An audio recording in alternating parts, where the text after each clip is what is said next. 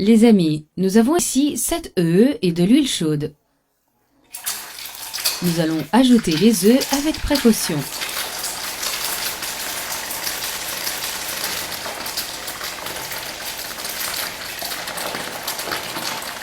Maintenant, nous allons attendre que les œufs soient frits.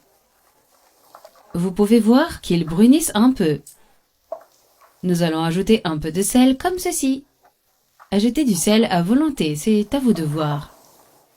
Du poivre noir pour donner cette note plus savoureuse. Ce n'est pas un œuf sans sel et poivre. Ça brunit, laissez-le brunir un peu.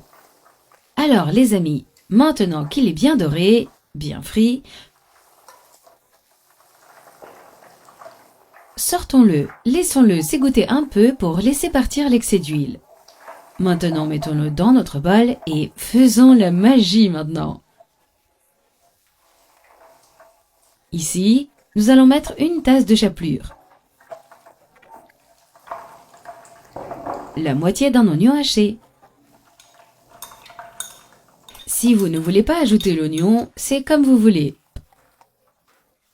Parce qu'il y a beaucoup de gens qui n'aiment pas ça.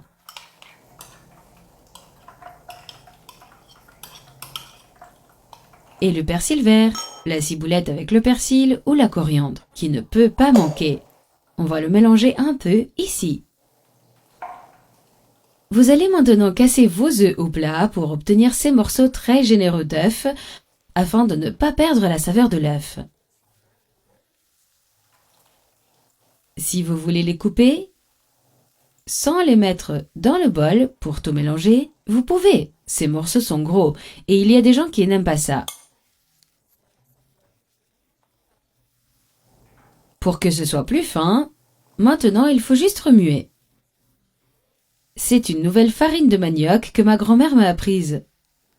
Je n'avais jamais mangé de farine de manioc aussi délicieuse que celle-ci.